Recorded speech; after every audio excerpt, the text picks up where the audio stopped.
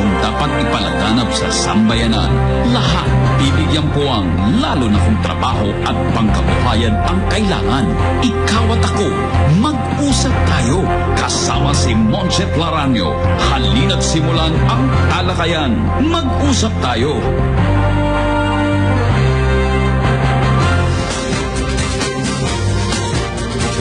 Uy, magandang gabi po.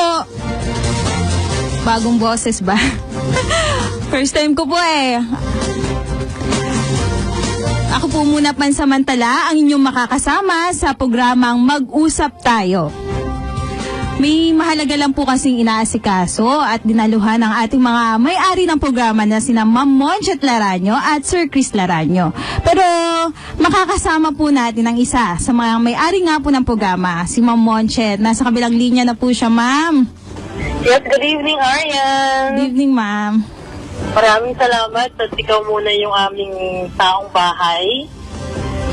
At mga kaibigan, samahan niyo po kami ni Arian hanggang alas 7 po ng gabi. At syempre, marami tayong makakapanayam, Arian, dahil yung mga issue ngayon, di ba, sinasabi, nag-angkat na naman daw ang National Food Authority. So, alamin natin dyan kung meron na bang nanalo dun sa kanilang public bidding kasi nag-angkat na sila ng 250,000 metric tons at nagkaroon ulit ng isa pang bidding para sa karagdagang 250,000 metric tons. And then, ito ba'y huli na para sa taong ito o meron pang panibagong plano? So, alamin natin mamaya dun sa tagapagsalita ng National Food Authority, si Director Rex Perez. At bukod yan, nababanggit natin yung tungkol sa bigas. Ito naman, ito yung ang Department of Agriculture ay nagsagawa ng kamakailan ng Trade Investment Forum yung, at yan ay pinangunahan mismo ng Agribusiness and Marketing Service ng Department of Agriculture. So alamin natin ano yung pangunahing target nila para dito sa first Philippine Agri-Trade and Investment Forum na ginawa lang itong katatapos lang na I think Huwebes yata ito o Biyernes nila isinagawa. So yan ayan, mamaya mga kaibigan at syempre alumitin natin yung magiging lagay ng panahon at syempre maya-maya yung problema sa ano ba yung kukumustahin natin yung daloy ng traffic ng mga bansang bago. Mga 6:30, kumustahin natin yan. Lamin natin yan. So, ayan. Napakaganda nga ng mga talakayan natin, Ma'am Monchet, kasi for sure inaabangan nila ng mga nanay, lalo na yung mga nanay na namimili ng bigas, inaabangan nila itong murang bigas na sinasabi ng NFA na darating na daw, sabi, bago ang matapos ang buwan. Kaya hintayin natin yan. Sana dumating na nga itong bigas na to na yung 27... Wala daw kasi walang makita daw sa mga palengke. Kasi iba lalo na ngayon pasukan. So, syempre, yung ating mga kubayan, maghahanap tayo lalo na yung mga nanay na katulad ng sinasabi mo. Opo, Ma'am Monchet, kasi malapit na rin yung pasukan, kailangan i-budget na yung kasi yung minsan kadalasan yung mga mag-aaral, yung mga estudyante natin, nagbabaon yan para tipid, syempre, kailangan ng bigas, murang bigas. Yun yung gusto ng mga nanay. Kasi ngayon wala nga sila makita kamakailan, di ba, yung mga nakaraang linggo po, yun yung hinahanap nila, yun lagi yung laman ng mga balita. Tama ka dyan. Agree ako sa'yo dyan. Kaya mamaya malalaman natin kay Director Rex Perez. Kung meron na bang makikitang bigas ng NFA rice sa kanilang mga accredited outlets sa iba't ibang palengke dito sa Metro Manila, di bang panig pa ng ating bansa. Ayan? Yun na nga po, Ma'am Monchet, nababawasan na nga.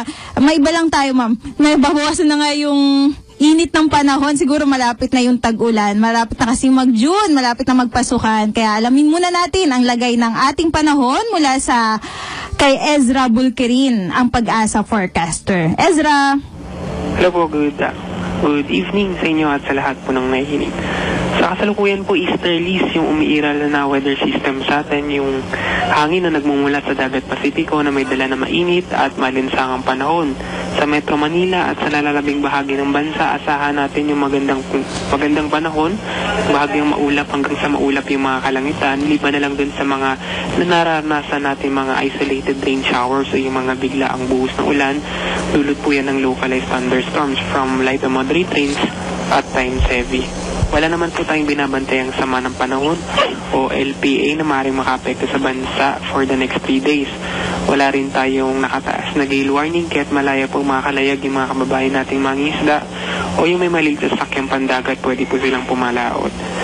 Ang araw po natin ay lumubog kanina ay lulubog mamayang 6:20 PM at ay yung agwat ng temperatura na asahan sa Metro Manila ay mula 24 to 34 degrees Celsius. At yan lang po ang latest dito sa weather forecasting section. Ezra Bulkirin.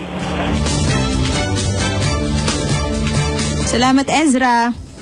Ang balitang ito ay hatid sa inyo ng TagCore. Ang balitang ito ay hatid sa inyo ng TagCore.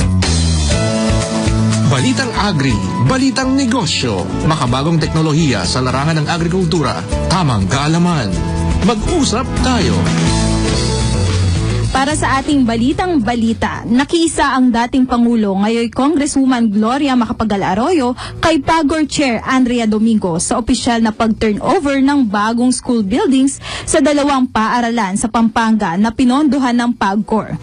Isang 4 na palapag, 20 silid-aralan na gusali sa Lubao National High School ang ginastusan ng PAGCOR. Bukod pa ito sa isang 3 palapag, 9 na silid-aralang gusali naman ang itinayo ng PAGCOR sa Manibaog Paralaya Elementary School sa Porac, Pampanga.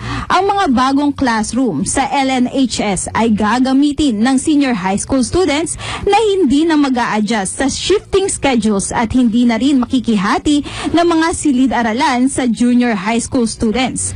Sa kanyang talumpati, nagpasalamat ang dating Pangulo sa PAGCOR dahil sa patuloy na suporta sa lalawigan ng Pampanga sa pamamagitan ng mga proyekto nito tulad ng school buildings.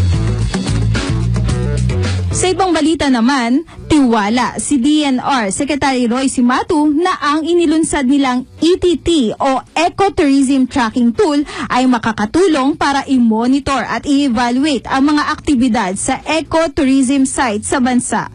Ito ayon kay Cimatu ay para maiwasan ang krisis na nangyari sa Boracay na ngayon patuloy na isinaasay ilalim sa rehabilitasyon. Sinabi ni Cimatu na ang ETT na i-develop ng Ecosystems Research and Development Bureau ng DNR ay makakatulong para ma-systemize ang conservation at protection ng ecotourism destinations.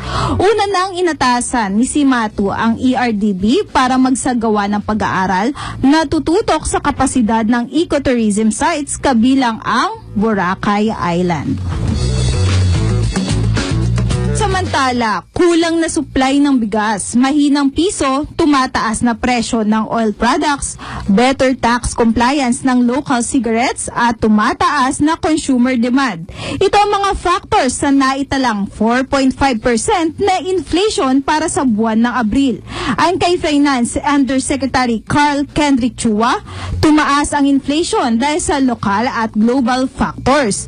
Ang trade aniya ay 0.4% lamang ang kontribusyon sa nasabing inflation rate o sa simpleng computation, ang mga item na mabibili sa 100 pesos noong isang taon, magiging 104 pesos and 50 centavos na ngayon o 0.40 centavos na dagdag dahil sa train. At yan po ang ating mga balita. Ang balitang ito ay inihatid sa inyo ng TagCore. Ang balitang ito ay inihatid sa inyo ng TagCore. Mag-usap tayo. Alam mo ba? Para sa karagdagang impormasyon. Alam mo ba? Para sa alam mo ba, ano nga ba itong golden rice o golden rice? Kailangan ba natin ito? Alamin natin, bagamat maraming gulay at prutas sa Pilipinas, hindi lahat ng Pilipino ay may kakayahang bumili o makakuha ng mga pagkaing ito. Ayon sa survey na isinagawa ng Food and Nutrition Research Institute o FNRI, kanin ang pinakamadalas kainin ng mga Pilipino kumpara sa prutas o gulay sa bansa. Aba, hindi na lingid sa ating kaalaman yan. Ang iba, nakaka-extra rice pa, no? Ang kamatis ay nasa 15 sa listahan, samantala nasa 18 naman ang talong. Liban pa dito, ang palay ay malawakang itinatanim sa bansa. Ito ay tinatanim maging sa mga lugar na mahirap marating ng ibang mga pamamaraan sa pagsugpo ng kakulangan ng vitamina A o vitamin A, kung kaya't sinasabing malaki ang potensyal ng golden rice na makakatulong sa pagsugpo sa kakulangan ng vitamina A. Ang golden rice ay dinevelop upang maging karagdagang tugon sa kakulangan ng vitamina A. Base sa huling survey ng FNRI noong 2013, mula 1.7 milyon ay umabot na sa 2.1 milyong kabataan, edad 6 na buwan hanggang 5 taong gulang ang may kakulangan sa vitamina A o yun nga yung vitamin A sa ating bansa. Dagdag pa nito ang 9% ng mga buntis at 5% ng mga nagpapasusong ina na may kakulangan din sa vitamina A. Sa kasalukuyan, patuloy pa rin ang pag-aaral sa golden rice alinsunod sa mga batas na itinalaga ng pamahalaan. Alam mo ba? Para sa karagdagang impormasyon. Alam mo ba?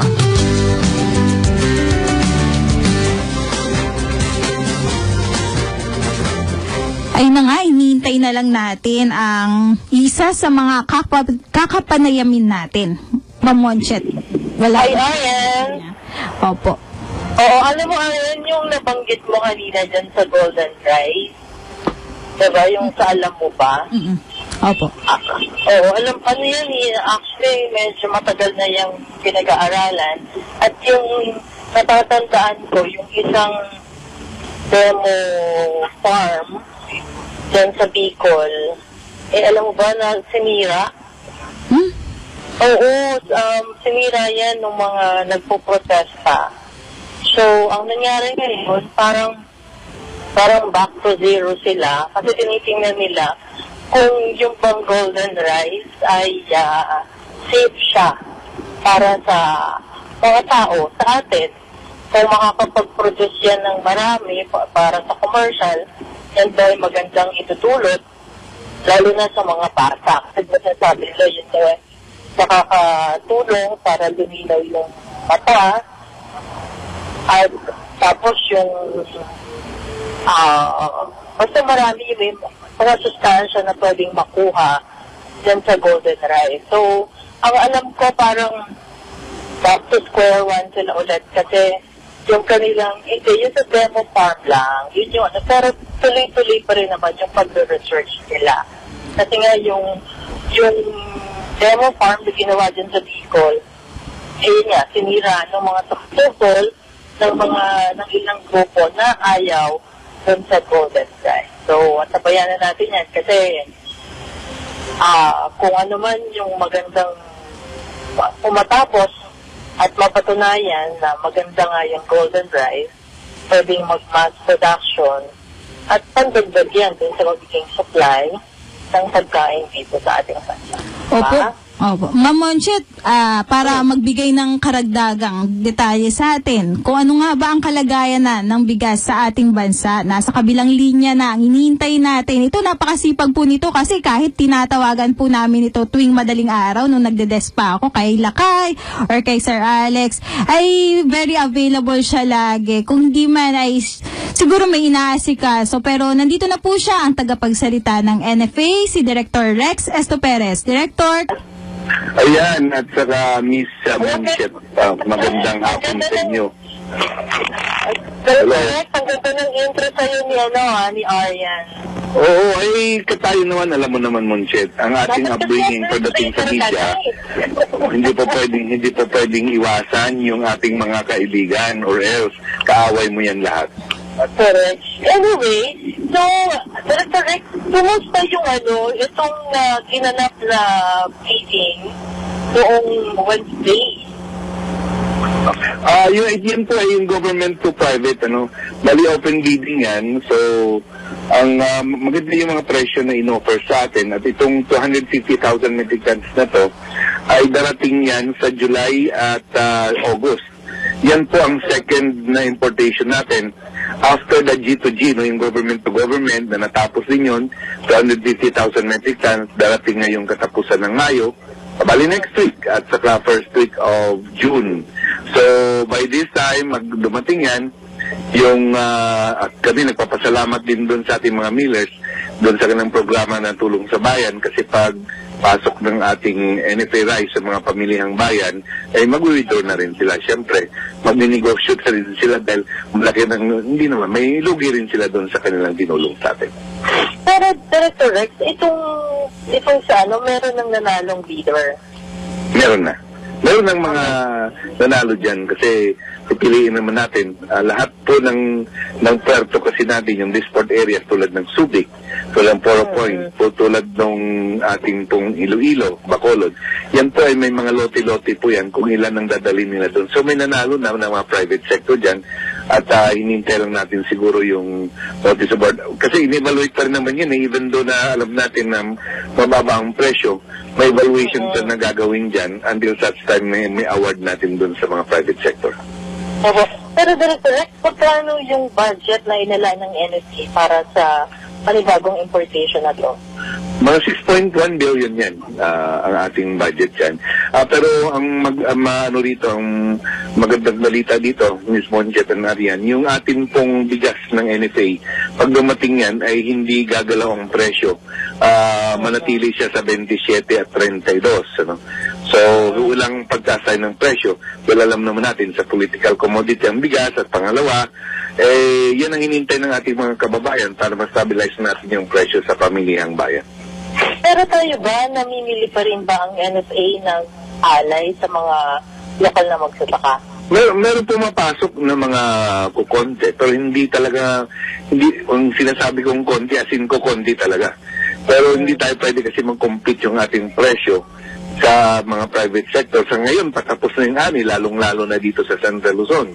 Maabot na ng 24 at 25 yung palay natin. So, masyadong mataas yan. So, hindi tayo makapag-compete kahit sabihin na taasan pa natin ng 20. Mataas ang presyo ngayon ng ating ng palay po sa ating masakaan. Oo, kasi kung ako yung magsasaka, syempre pipiliin ko pa rin yung magandang presyo. Yun ang maganda nga na nagkwento Ms. Monchet, ang mga magsasaka natin, pag ang presyo, todo yan. Lahat halos ang anin nila, bibenta nila. Tapos pag bibenta na nila, maghanap sila na ngayon ng murang bigas. Kaya nga kailangan available din sa ating mga kooperatiba ang NFA rice at in-encourage namin sila na dapat yung mga kooperatiba may mga retailing din. May mga lisensya din sila para sa ganun, makapagbenta rin sila sa kanilang mga miyembro. Ngayon po ba, Director Rex, gaano kalaki na yung inventaryo ng yung buffer stock ng NFA?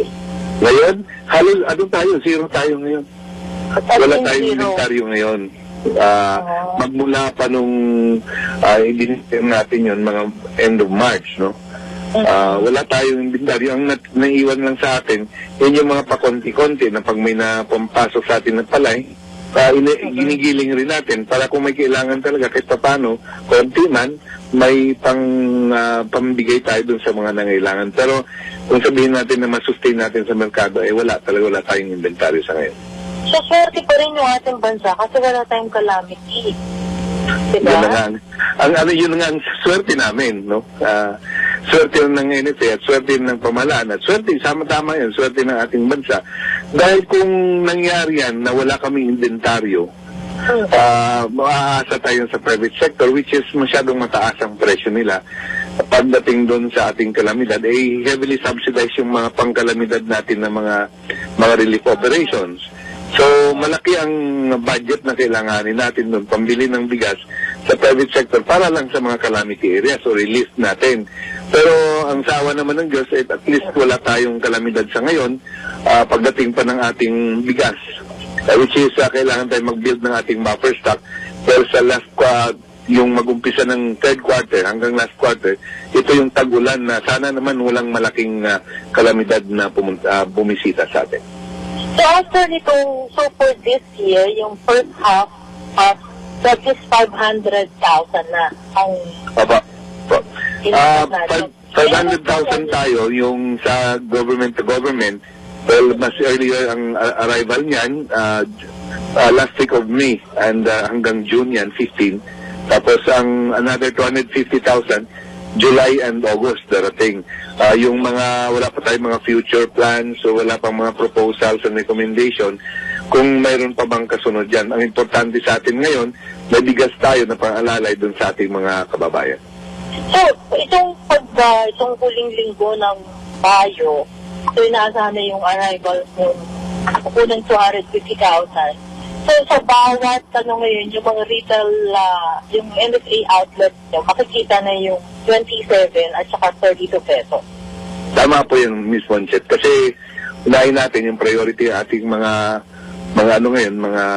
pamilihang bayan para nang sa ganon, lumambot yung presyo na hindi umalago ang presyo sa sobrang taas ng private.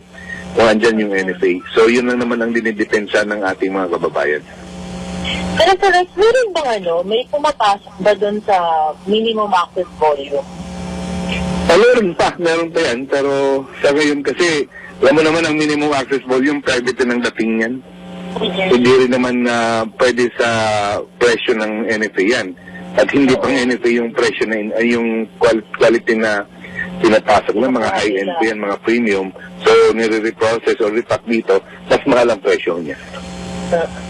Tapos so ngayon, yung planong Kadiwa, malabo pa yan, yung pagbabalik? Yung pinag-aralan natin, dahil alam mo naman, during the time yung Kadiwa, martial laudation. So, yung, kumbaga, lahat, sige, all systems go na kahit walang mga dapat pag-aaral. Pero sa ngayon kasi, dapat tingnan natin, first na yung sa Kadiwa kasi meron tayong hinahawakan na mga perishable items. Ang mahirap dito kasi may perishable items ka, tapos may mga accountable officers. Tingnan natin sino ang mag-absorb ng losses o ng shortage niyan. Dahil siyempre, walang hahawak niyan. Pag perishable commodity, pag hinawakan mo yan at may short ka, di babayaran mo yon. Alam naman natin ng mga perishable commodities na yan, pag yan po ay nabulok na, hindi mo na mabawi ang presyo niyan. Sana o naman, pag mga ganyan, meron dapat na mga provision na yung accountable officers natin para doon sa mga perishable commodities.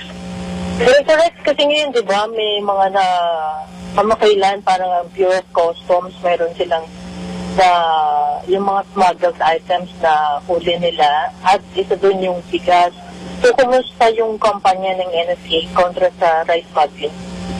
Rice smuggling naman yan ay turf yan ng, kumbaga, trabaho yan ng Bureau of Customs. Pag wala kang papeles pagdating ng bigas, smuggle dyan. So, yun po ay sa Bureau of Customs po yan. Ang coordination namin sa Bureau of Customs, pag sinabi ng Bureau of Customs, tingnan nga ninyo kung magkano ang pwedeng may benta rito, ang standard price natin. At saka kung kailangan may storage, yun ang pagpasok ng National Food Authority. Pero all others, yung mga sa documentation, sa Bureau of Customs po yan. Meron nga mismo, di ba, panukala na yung mga confiscated rice, bigay na lang sa NFA, or kung sa relief institutions, yan ay may presidential na order na yung confiscated rice ibigay natin sa NFA or sa atin po mga relief institutions. Pero dapat, ba yun, di ba? Ma-check pa yung quality kung safe siya na kainin?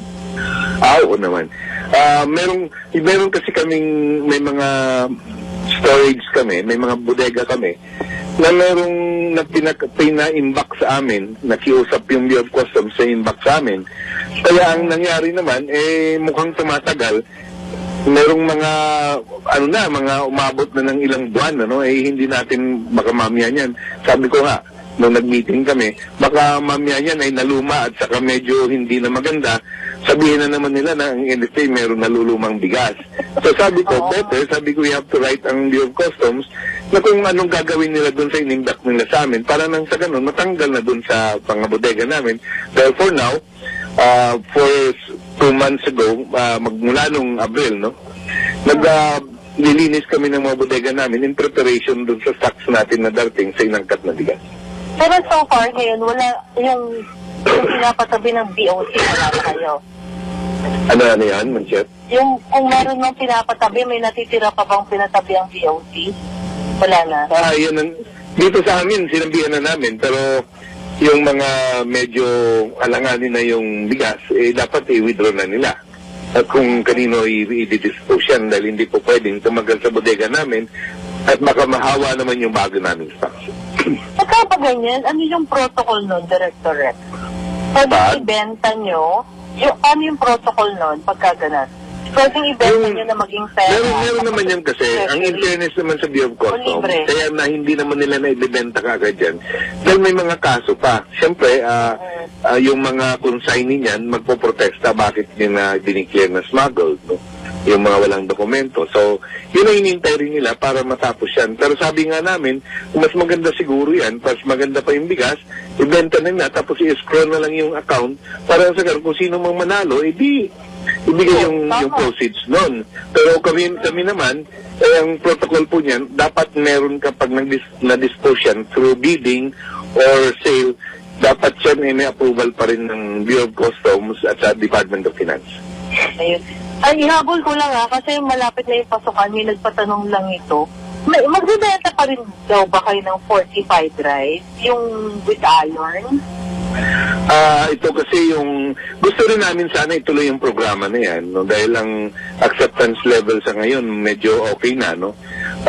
Ang mahirap lang kasi mahirap lang kasi Miss Monchet, pag nag-order kami ng iron premix na napakamahal niyan at dapat nakalimitado lang.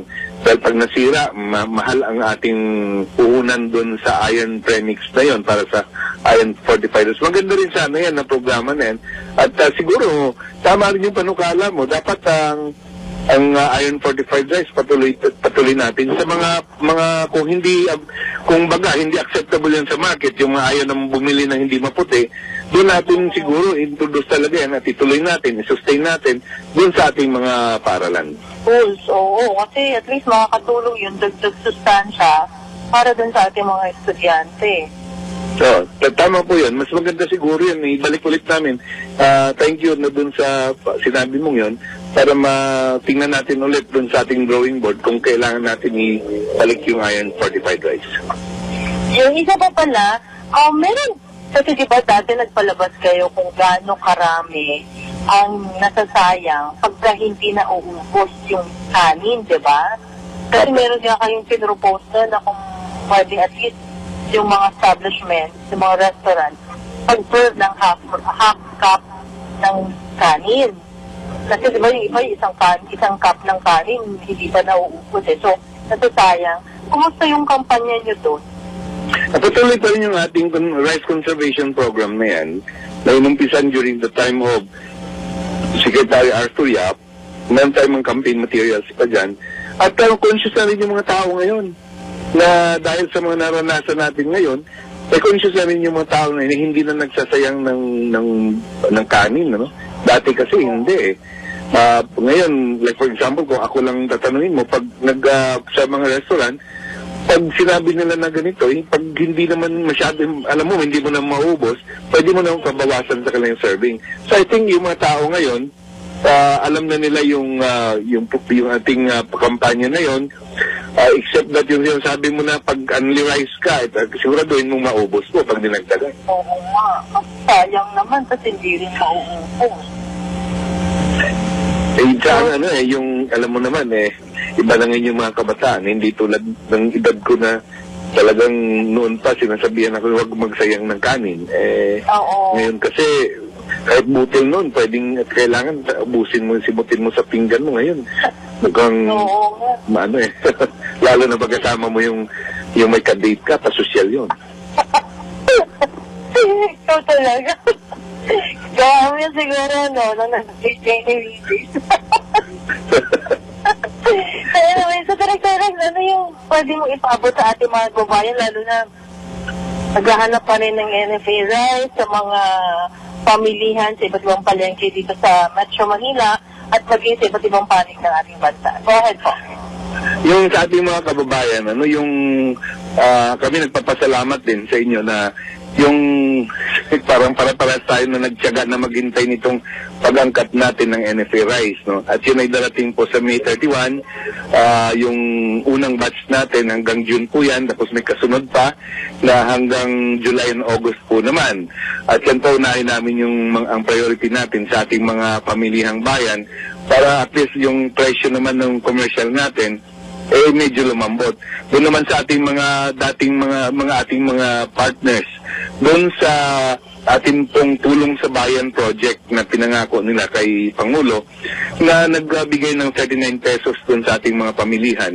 At kami nagpapasalamat sa kanila dahil kahit papano ang tulong nga ninyo, kahit lugi kayo, at pinatunayan ninyo na kayo nagsakripisyo din para sa bayan at para sa ating mga kababayan. So maraming salamat sa inyo at mabuhay po tayong lahat. Maraming salamat, Director Rexas Perez. Magandang gabi po.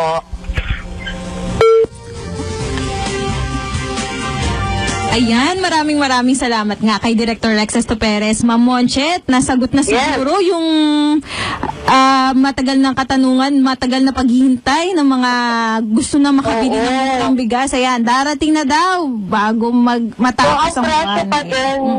Ayan, 27, yung sa regular milled rice, tapos yung well milled rice ay 32 pesos. Yun nga yung nakasanayan nila kasi Ma'am Monchet, kasi yung mga binili nila mga nakaraang linggo, buwan ay nasa 39 pesos nga po. Yun nga, pero hindi naman tayo pinabayaan ng pamahalaan. Nangako sila na mag-aangkat ng bigas at ito na nga, parating na nga bago matapos ang buwan. Yes, at ang salamat tayo sa Diyos kasi walang calamity o walang kalamidad na dinanas yung ating bansa. Kaya hindi masyadong kumbaga yung ating mga kababayan, lalo na yung mga kababayan natin na, di ba, minsan itong mga period na to, mga nakalipas sa taon, merong mga kalamidad na pumasok dito sa bansa. So, talagang nangailangan ng supply mula sa NFA. At least ngayon, kahit zero buffer stock tayo, talagang walang stock ang NFA, walang nangyayaring kalamidad dito sa Pilipinas. So sana magtuloy-tuloy yan kasi talagang matinding problema yan na posibleng kaharapin. Ayan, salamat nga po talaga sa Diyos. At tutuloy natin ang ating talakayan mamaya, Ma'am Monchet. Maghanap buhay po muna tayo. Ang oras ay 6:33 ng gabi. Ang time check na ito ay hatid sa inyo ng Eternal Plants. Your future is our concern. Mag-usap tayo. Ang may plano sa buhay, may mararating natin hangad. Mag-Eternal Plants ka ngayon na. Panatilihing masaya ang paglilibang. Ang paglalaro sa kasino ay para sa may edad 21 pataas lamang. Magtakda ng oras at limitahan ang gasto sa paglalaro. Huwag magsugal kung nalulungkot. Huwag hayaang makasira ng buhay at pamilya. Para sa impormasyon ukol sa responsible gaming, tumawag lamang sa hotline numbers 623-1869 or 0917-592-6618 o bisitahin ang www.casinofilipino.ph. Isang mensahe mula sa PAGCOR. Keep it fun. Game responsibly. Tumanggap ng 5 milyong financial assistance ang National Bureau of Investigation mula sa Philippine Amusement and Gaming Corporation of PAGCOR. Ito'y bilang bahagi ng pinaigting na kampanya laban sa illegal online gambling sa bansa. Ang naturang grant ay gagamitin sa pagbili ng iba't ibang kagamitan tulad ng laptops, video camcorders, printers, multimedia LED projectors at iba pang high-tech na kagamitan na makatutulong sa pagsugpo ng illegal online gaming activities. Makakatulong din ang mga ito upang mapabilis ang cyber response,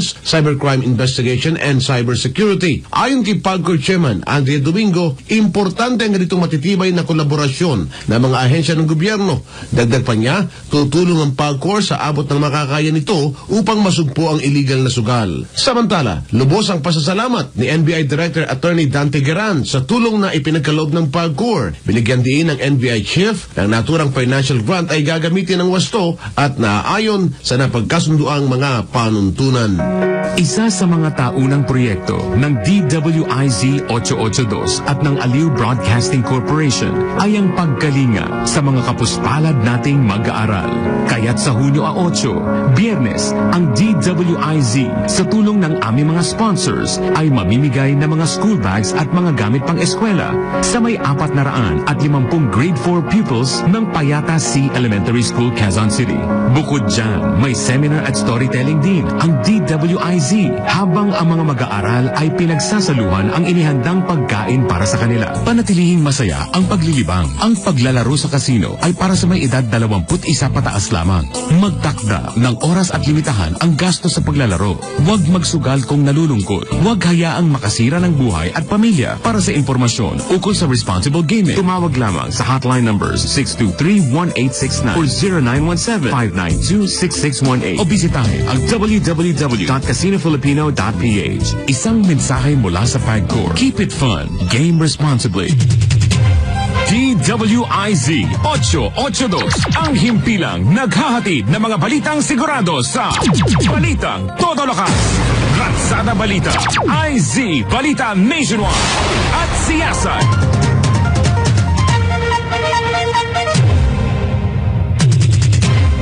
DWIZ. Mag-usap tayo. Ayan na nga, nagbabalik tayo sa ikalawa at huling bahagi ng ating programa na mag-usap tayo. Mamonchet, mamaya alamin natin ano nga ba itong First Philippine Agri-Trade and Investment Forum na nabanggit nyo nga po kanina. Hintayin lang po natin yung ating makakapanayam na si Miss Rowena Gineta po ba ito? Oo, Gineta. Ayun, Gineta. Sige muna ba, bitin ko lang to, Arian, yung Maynilad Water Services Incorporated, tinatarget nila ngayon na maglagay ng mahigit sa 24,000 bagong water service connection sa yung taong ito at ito ay para magkaroon ng potable water yung kanilang mga customer. At ilan sa mga ito ay ang lugar ng Valenzuela, Caloocan, Quezon City, Manila, Parañaque, Muntinlupa, Las Piñas, Bacoor, Imos, at Kawit, Cavite, dito sa may Cavite Province. At karamihan daw kasi ay umaasa pa yung tubig sa poso. Alam mo ba yun? Naka-experience ka ba nun? Opo, sa probinsya po namin sa Tarlac. Yun yung gamit namin nung bata kami pag nagbabakasyon po kami dun eh. Kaso, mahirap yun, ma'am. Ang sakit sa muscles. Oo, ako din naranasan ko yan nang nakatira kami sa Tondo. Doon kami kumukuha ng tubig. Talagang, alam mo yung braso mo ay talagang lalaki. Yung parang exercise. Parang tayo ko yung nag-dumbbell, di ba? Minsan sinasakyan nga po namin yung pinapagalitan kami kasi may mga ano po nun, may kahoy lang po at saka merong bakal. Yung kahoy yung sa amin, ma'am eh. Kaya pinapagalitan kami pag sinasakyan namin. Parang yung kabayo. Kasi ang hirap po sa kamay pag binobomba. Kaso, yun nga, nasakyan namin. Pinapagalitan naman kami. Napapalo. Ayun. Kami ang natatandaan ko ng bata, yung bakal. Yun yung mga uso nung araw sa, huwag mo nang tanong kung anong taon yun. So, at least 728 million pesos daw yung ilalaan ng Maynilad para doon sa paglalagay ng mga bagong koneksyon para doon sa kanilang expansion project. At kabilang dyan yung paglalagay ng mga bagong tubo para makarating kung saan yung nila, kung saan yung mga pwedeng paglagyan. At syempre, sooner or later, magkakaroon na ng tubig. Kasi di ba marami pa rin talaga dito lalo na sa Metro Manila, walang supply ng tubig. Alam mo ba yun? Yung umaasa lang talaga sa yung mga binibenta, at kaya yung dyan, katulad yun sa Poso. So at least ngayon, meron silang project na badagdagan yung mga connection ng tubig para dun sa potable water. So yung mga pwedeng inumin. Kasi yung sa Poso ba, iniinom nyo ba yun? Hindi, ma'am. Kasi umorder po kami. Umorder. Ang alam ko nung bata kami, pwede yan, pero pinapakuluan ng mama ko. Okay. Kailangan daw pakuluan kasi nga galing daw sa ilalim. So at least daw yung bacteria wala. Pero, Natatandaan ko kasi ma'am noon, may mga times na parang may kalawang, hindi namin alam kung saan galing. alam mo ba sa Laguna, merong poso doon, yung kila Chris? Ito ba yung pinuntahan namin na bahay niyo, ma'am? Ito yung doon sa lugar niyo, di mo meron naman yung sinisimbihan mo, lumiliyap. Ayun, ma'am. Siguro sobrang... Delikado yun. Hindi na pwedeng inumin talaga. Kaya ingat-ingat sa mga probinsya na meron pang ganon. Bomba, poso yung tawag po doon. Oo, mamaya kasi may halong gas na yung nila, nakukuha nila doon. So anyway, andun na ba si Miss Rowena Hineta? Siya yung chief ng Agribusiness Promotion Division ng Agribusiness and Marketing Service ng DA. Sa ngayon ay ringing pa rin po siya, ma'am, kaya... Ringing pa rin. Alamin kaya, kaya itong na to? Kasi ang naging panauhin nila dito ay si Secretary Piñol. Yes, Manny Piñol. At kasi alam mo kasi kaya natin gusto itong talakayin. Kasi di ba marami tayong mga produkto, yung mga tinatanim ng ating mga magsasaka. At pag maganda yung quality, yung pinupush ni dating Undersecretary at ngayon ay Tourism Secretary Berna Romulo Puyat, diba? Na yung ibang mga prutas, hindi lang tayo limitado ngayon sa mangga, sa pinya. So, pwede rin, alam mo ba, nag-export din daw tayo ngayon ng durian. Yung marang kasi hindi saging, siyempre. At, ano pa ba? Saka marami pang iba, pero yun nga lang, kailangan talaga maayos yung quality. So, gusto natin malaman dito kay Miss Rowena Hineta, ano yung gagawin nila para, kasi yung ibang mga bansa, sobrang higpit ng kanilang phytosanitary measures, yung mga SPS nila, bago nila payagan na makapasok yung ating prutas o ating agricultural product dun sa kanilang bansa. So ano yung mga inihahanda nila, tapos ano yung mga concern ng mga producers at saka traders dito sa ginanap na Agri-Trade and Investment Forum. Oo nga, napaka-interesado naman yan, ma'am. Kasi may mga napanood ako sa isang travel show at entertainment ito, na sobrang marami talaga tayong produkto na pwedeng i-export sa ibang bansa. Kung maayos nga po yung production yun nga po. Tsaka yung at saka yung, alam mo yun, yung packaging. Kasi alam mo, isa yan sa mga tinitignan yun sa packaging. Kasi meron ako napuntahan dito sa Mindanao. Alam mo ba, ang ganda-ganda ng saging. Yung saging na, yung malaki, yung Cavendish nut. Ang ganda niya. Parang para sa akin, pwede na yung pang-export. Pero doon sa nagka-quality check, hindi pala siya uubra.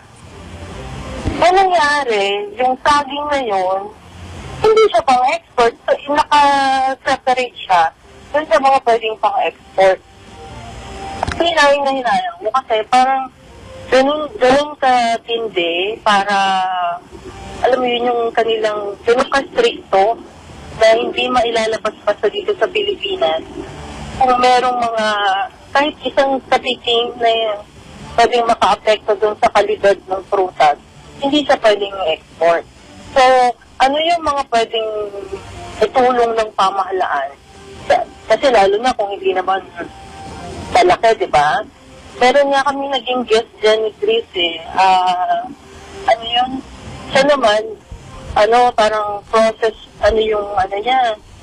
So siya, nakalimutan ko lang kung anong produkto yun pero, parang ginagawa siyang dami. Siya yung nagpo-produce, pero ibang pangalan, ibang brand. Anong tawag nga doon? Sole producer, yung contractor, ayan, katabi ko si Chris. Hi, sir. Hi daw. Yung sole producer, kumbaga, may ginagawa siya. So, sa kanya, quality control, kasi nagtrabaho rin siya sa isang malaking company. So, nung siya naman, ayun, peanut butter, natandaan ko na. So, siya, gumagawa siya ng peanut butter. Meron siyang pang local sale lang. Tapos meron siyang pang export. So, sa kanya, talagang yung produkto niya, yun yung pag binibenta dito, yung pangalan ng produkto niya yung ginagamit. Pero, pag i-export na niya, alam mo ba, actually marami sa mga kababayan natin, yung mga nagda-negosyo. So, ito yung nangyayari, since wala kasi silang kakayahan, so yung produkto nila, ibibigay nila dun sa may brand name, at yung kumpanya na yun, yun ang maglalagay ng pangalan nila, kung saan ginawa, tapos pag in-export, yung pangalan ng brand name ang dala-dala. At dahil dyan, ma'am, ayan na ang ating iniintay para mas makapagpaliwanag at mabigyan pa tayo ng ibang detalye kaugnay dito sa First Philippine Agri-Trade and Investment Forum. Nasa kabilang linya na natin si Ma'am Rowena Hineta, Agribusiness Promotion Division Chief and Marketing Service ng Department of Agriculture. Ma'am Rowena. Good evening, Ms. Rowena. Yes, Ms. Rowena. Opo, malinaw po ba kami? Naririnig nyo? Opo, sana po hindi hindi masira sa signal. Opo. Ano ko lang, kamakailan po naglunsad kayo ng First Philippine Agri-Trade and Investment Forum. Kumusta naman po, gaano karami yung attendees natin, ma'am? Mga nag-participate? Yung sa Agriculture Trade and Investment Forum, attended siya para nasa 200 participants kami. Ano po ito? Nationwide po ito? Yung mga dumalo? Wala sa iba't ibang panig ng bansa? Ang dumalo po ay sa Department of Agriculture, sa DTI, at saka yung ating mga private sectors, ang ating mga exporters, at saka yung producers ng ating rising star na commodities. So, attended din po siya ng attended din po siya ng mga ating mga representatives of the different embassies. Okay. At least, so ma'am, ano yung mga concern na basically ni-raise nila during the forum? Yung ano po? Ano yung mga ni-raise na concern? Yung mga problema ba yan? May mga suggestion po sila? Opo, may mga suggestions po kasi may mga gustong like yung dun sa coconut. At kasi ang problema natin is yung konti lang kasi ang production is not enough to support yung ating export. But there was a suggestion na mas maganda daw yung sweet coconut na variety from Thailand. So ang sabi ng Secretary, he has to talk to Mr. Kutumbing para mapag-usapan kung saan tutunin ang ating mga yung planting materials for sweet coconut. So, isa lang po yun sa mga concerns. Paano yun sa yan, coconut yan, isa yan sa major products na ini-export natin, di ba kapag number 1 tayo dyan? Yes, so, number 1. So ma'am, ano pa, like sa fruits naman po, kasi di ba pagka-prutas, medyo strict po yung ibang bansa pagdating sa pag-export natin. Apo. Pero marami naman po tayong mga exporters na nakakasunod po sa requirement ng ating ng ibang bansa na nangangailangan ng produkto natin. The problem is yung raw material requirement ng ating processor. So, dapat yun ang ating pagtuunan ng pansin kasi nakakasunod sila sa requirement but sometimes hindi po kasi nasusupply yung ibang kailangan kasi nga kulang sa raw material requirement. So, kumbaga mo yung so kailangan madagdagan yung production. Yes po. Kasi aside from promoting itong ating mga products, kasi competitive naman po yung mga products natin sa ibang bansa, but of course, dapat sabayan siya ng production increase or expansion of production ng ating mga raw material requirements like yung mga fruits na kailangan. Kasi alam naman, patok na patok sa ibang bansa ang ating mga processed fruits. and also vegetables. So ano yung instruction ni Secretary doon sa mga concerned officials ng VA? Ano ko na kasi na doon sa mga concerns na ni-raise, ang gusto ni Secretary is i-raise yun doon sa Department of Agriculture para pag-usapan din. And he instructed Assistant Secretary Villacorta to look into the concerns of the private sector. Kasi nandun si Secretary Villacorta who is now the Assistant Secretary Designate for Agribusiness. So, pinaano niya na sana makita o marinig ng mapag-usapan ang mga concerns ng ating private sector. Kasi hindi na siya masyadong doon, but ang instructions of the Secretary was na pag-usapan daw yung kung ano man ang kailangang gawin para matulungan ng Department of Agriculture. Yung may mga may mga at least parang habilin o suggestions yung ating mga attaché sa mga local producers natin na gusto mag-export ng produkto nila. Siyempre kasi alam nila kung ano yung kailangan, di ba? Ano yung mga policy ng mga bansa kung saan sila naka-assign. So yung mga naman, ang ating namang mga embassies were well represented naman doon at sila naman ay nakikinig lang, and there were some doon where there were mga exporters na nandoon who talked to our private sector. So pero hindi ko pa kasi masabi yung details of yung napag-usapan ng mga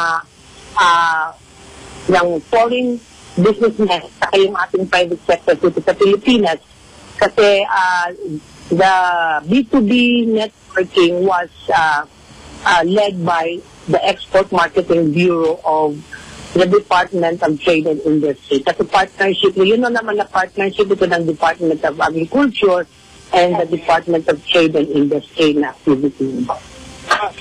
Isa sa mga yung problema sa packaging ng mga agri-products, tatal ba yun?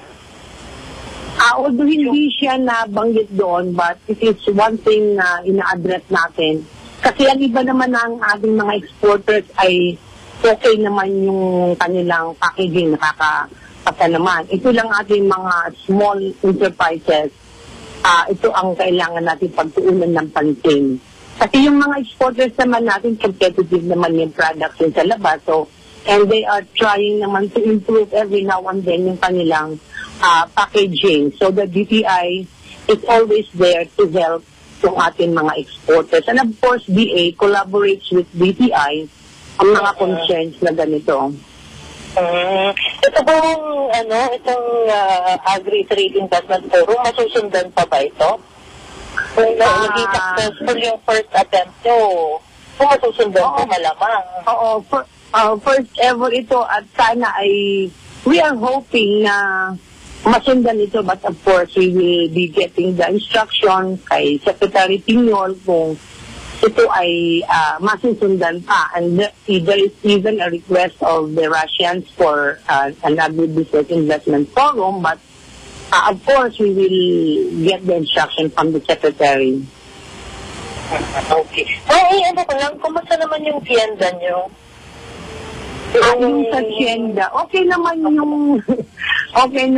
ang ating tienda, but hindi kasi ako directly involved doon. It's the Market Development Division who is directly involved doon sa tienda. Pero base sa nakikita ko sa mga reports, okay naman ang turnout ng ating sales. At may mga nasasabi na maganda nga daw at nailalapit natin ng ating produkto ng mga farmers sa ating consumers, and every now and then we are trying to improve the system kung paano pa natin ma-improve ang ating tienda. Ayun. So, good luck po at sana yung mga tatalakay, yung mga concern, lalo na yung mga exporters natin, sabi na kailangan madagdagan. So, sana ma-address ko ng Department of Agriculture yung kanilang mga concern. At congratulations to Joanna sa inyong ever na Philippine Agri-Trade and Investment Forum. Maraming salamat po. Okay, thank you. Salamat. Thank you po. Ayan, ayan. Opo. Thank you po, Ma'am Rowena. Ma'am, may natitira pa tayo, maghanap buhay daw po muna tayo, sabi ni Ramon. Mag-usap tayo. Panatilihing masaya ang paglilibang. Ang paglalaro sa kasino ay para sa may edad 21 pataas lamang. Magtakda ng oras at limitahan ang gastos sa paglalaro. Huwag magsugal kung nalulungkot. Huwag hayaang makasira ng buhay at pamilya. Para sa impormasyon ukol sa responsible gaming, tumawag lamang sa hotline numbers 623-1869 or 0917-592-6618 o bisitahin ang www.casinofilipino.ph. Isang mensahe mula sa PAGCOR. Keep it fun. Game responsibly. Tumanggap ng 5 milyong financial assistance ang National Bureau of Investigation mula sa Philippine Amusement and Gaming Corporation of PAGCOR. Ito'y bilang bahagi ng pinaigting na kampanya laban sa illegal online gambling sa bansa. Ang naturang grant ay gagamitin sa pagbili ng iba't ibang kagamitan tulad ng laptops, video camcorders, printers, multimedia LED projectors at iba pang high-tech na kagamitan na makatutulong sa pagsugpo ng illegal online gaming activities. Makakatulong din ang mga ito upang mapabilis ang cyber response, cybercrime investigation, and cybersecurity. Ayon kay PAGCOR Chairman Andrea Domingo, importante ang ganitong matitibay na kolaborasyon ng mga ahensya ng gobyerno. Dagdag pa niya, tutulong ang PAGCOR sa abot ng makakaya nito upang masugpo ang illegal na sugal. Samantala, lubos ang pasasalamat ni NBI Director Attorney Dante Geran sa tulong na ipinagkaloob ng PAGCOR. Binigyan din ng NBI Chief ng naturang financial grant ay gagamitin ng wasto at naaayon sa napagkasunduang mga panuntunan. Their soft rock hits are played endlessly on radio. Now the night has gone.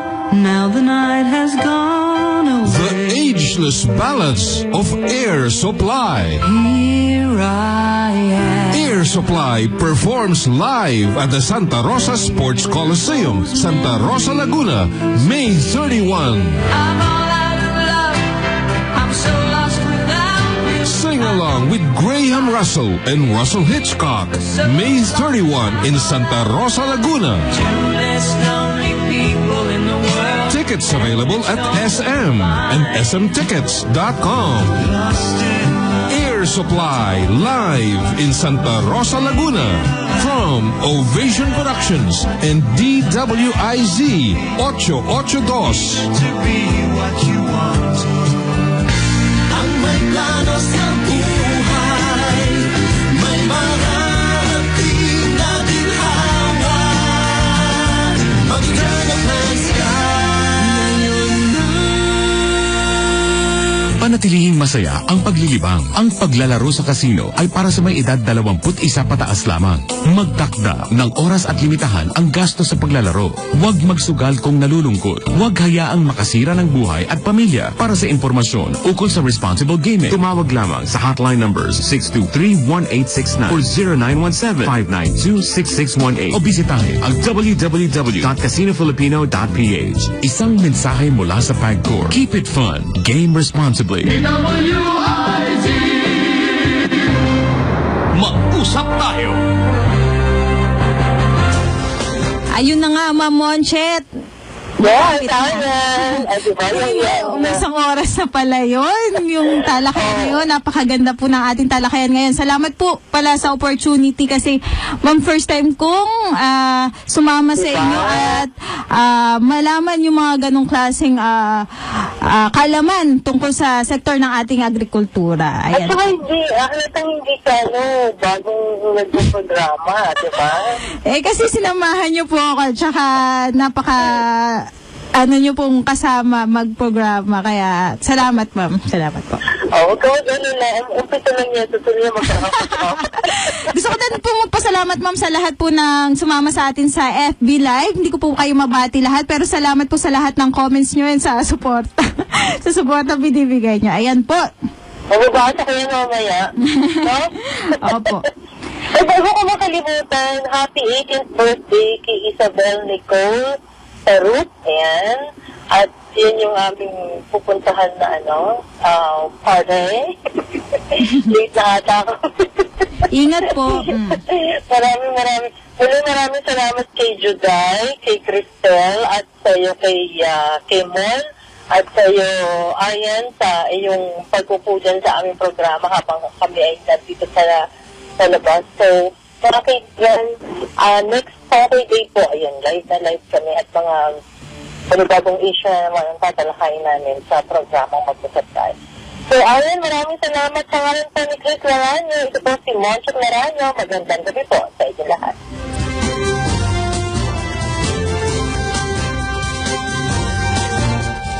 Abangan naman natin ang susunod na programa kasama ang Global Pinoy kasama sina Ma'am Toots Ople at Sir Fort Jose. Salamat po. Happy weekend!